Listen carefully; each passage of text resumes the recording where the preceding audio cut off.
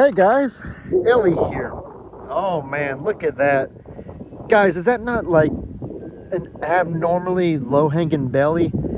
She's always been big, but I just looked at her and oh my goodness gracious, that is abnormal, like I said. That is, golly Wally, she's like a roly-poly walking around out there. A roly-poly with little studs put on her as legs. It's crazy. Man, that is a big belly. I don't know how she hasn't popped yet. Literally and figuratively. I don't know how she literally hasn't popped like a balloon yet. And also figuratively, I don't get how she's popped as in having her babies either. Craziness. Man, we're a big old belly farm now that I think about it. You got her right there. Imogene isn't lacking in belly herself. Donkey Dan, little pooch. Tilly, another roly-poly. Don't even get me started on Tilly. The alpacas are pretty lean. I guess they're the exceptions to the crew. We got a big old roly-poly big belly farm out here. Chia, you got a big belly? Roll over for me. Nope, Chia. Just got a normal little tummy. Yeah, a little normal tummy, Chia. No big belly for you. There's my little doggies. There's a decent-sized belly right there. Not much, though. Ritzy is kind of built like Solo Sokoa, the wrestler. Hey, Charlie Wiley. Hey, sweet boy. What are you doing, buddy? You got a belly?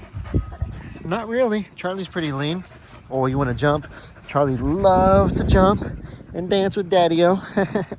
Is that right, Charlie Wiley? You're the good boy. The good boy! Look at you wagging your little tail like a good boy. That's how we know you're so happy, Charlie Wiley. Because you're wagging your little tail. And there comes Brother. Brother, looks like you don't got a big belly. I hope the animals don't take it personally that I'm making fun of their big bellies. I'm not, as my mom would always say, baby, we're not laughing at you, we're laughing with you. That makes it all better, right? As long as you're laughing with them instead of at them. On another note, guys, on another very positive note, all 4 baby ducklings are still alive. Y'all might be thinking, well, duh, that's how, you don't expect them to die, do you? That's just the way it's supposed to be. They're always going to live, right? Well, it's not always that simple with feathered animals. I don't know if y'all know this. I'm sure most of you do. But in case you don't, a lot of feathered animals like ducks and chickens, they will have a ton of babies. They'll hatch a bunch of eggs and a bunch of offspring because they have a high mortality or a high death rate. Feathered animals are vulnerable to predators such as hawks and other things. And there's a lot of different ways that they can find themselves in trouble. They're not like dogs and goats where the mortality rate is significantly lower. I mean, think about it. Like baby goat, like what do you think has a better chance of surviving? A baby goat or a baby duck? Like, come on now. Or a baby puppy or a baby duck? Come on now. So they have to have a lot of offspring to kind of counteract that. And any farm, anywhere on the internet you look, it's always challenging. You have to take preemptive measures to keep the baby safe. And I think that turkey right there, that guardian, is our quote-unquote preemptive measure. Look at that big old thing. Imagine how it must feel to be a little baby and to have your own personal bodyguard, a behemoth like that, protecting you everywhere you go. If I was a hawk, I wouldn't go anywhere near them either. I'd see that thing and be like, nope, I'm getting my food elsewhere. I am not going anywhere near that. That turkey is imposing and intimidating. And I bet that she's a really large part in how they've been really safe this past week. I'm not even kidding. You can look up any statistic on Google. You can look up anything if you don't believe me. It's not just an excuse. Like, we run an animal rescue, a sanctuary, so you know that we sure as heck want to keep our babies, every single baby, no matter how big or how small, as safe as humanly possible. But I can tell you firsthand that it's a lot easier to keep the dogs and the goats safe.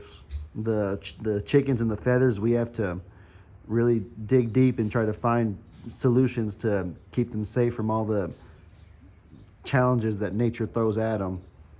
They have a tough life, but they're also really resilient. They're really tough themselves, so it makes you appreciate that about them. Are those pretty good words, Bennett, would you say? They are. Thank you. I appreciate that. You know, if Bennett says that you said something well spoken, then you probably said it pretty good, because Bennett is one of those well spoken people himself. Ben, I hear you have a fascination with ducks, huh? I like them. You like them? I do. You have a bunch of ducks at your pond by your house? I do. I know my dad was telling you he wanted you to make a video about 7 ducks at the pond. It's a big pond. It's kind of a small lake, actually. So it's more like, yeah, a small lake instead of a big pond. Yeah. Ben, I'm going to put you on the spot right here. I want you to tell me, in the time you've been working here at the sanctuary, which single animal is the one that you fall the most in love with? Which one is your favorite one? I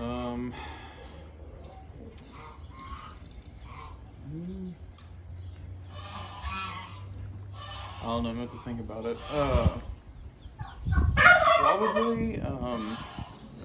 Probably Pig Newton. Pig Newton? Yeah. That's a little random. Why Pig Newton? I don't know.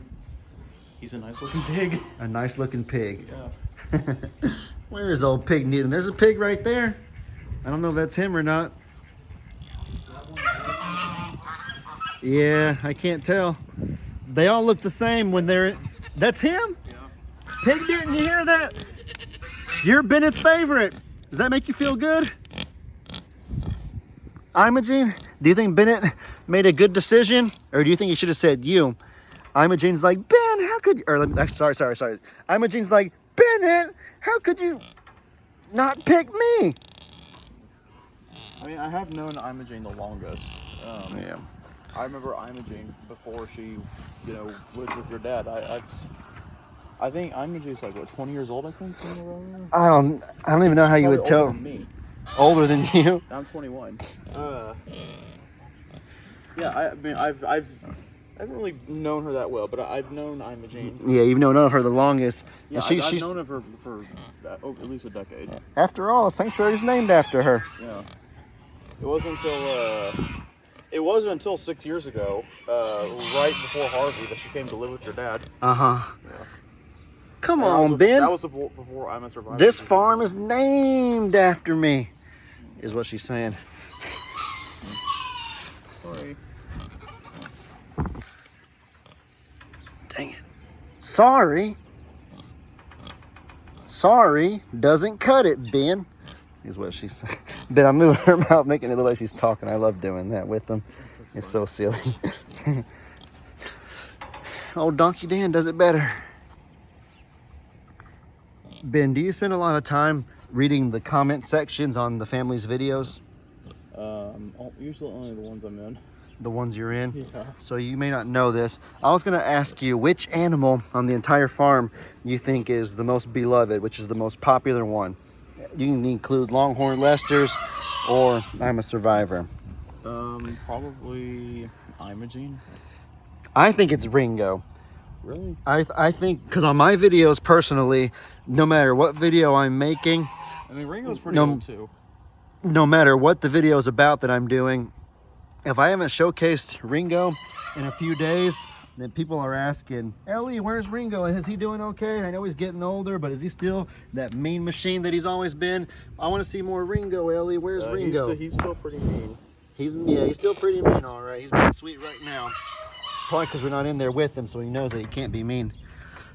But no, like any video I make, he gets asked about. I think about my dad's viral videos. My dad's published many videos before that got featured on the Dodo or News Flare.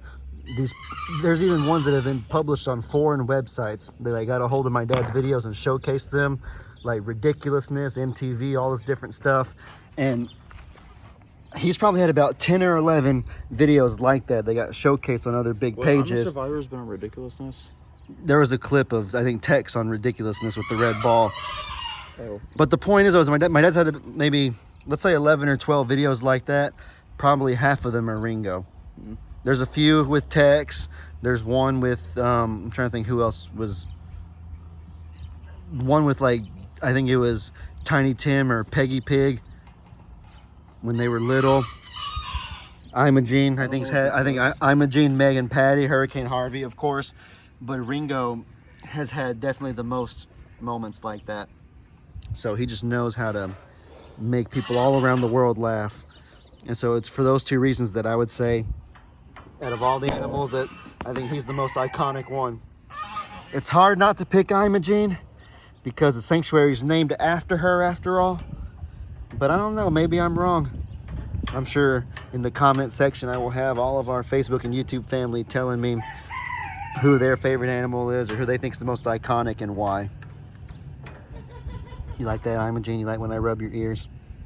You like when I rub your ears, little donkey? Little donkey donk.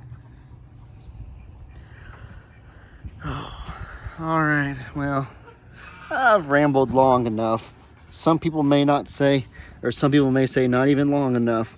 Sometimes I make videos and people say, Ellie, more long videos, please, more long videos. And I'm trying to do longer videos for y'all, but there comes a point where it's just a cool, relaxing day and there isn't much else going on. Today might be one of those kind of days. But alrighty guys, with that said, I hope y'all enjoyed. Y'all be sure to let me know in the comments what kind of stuff you guys want to see. I hope you all have an incredibly blessed day. And as I always say, your boy Ellie out.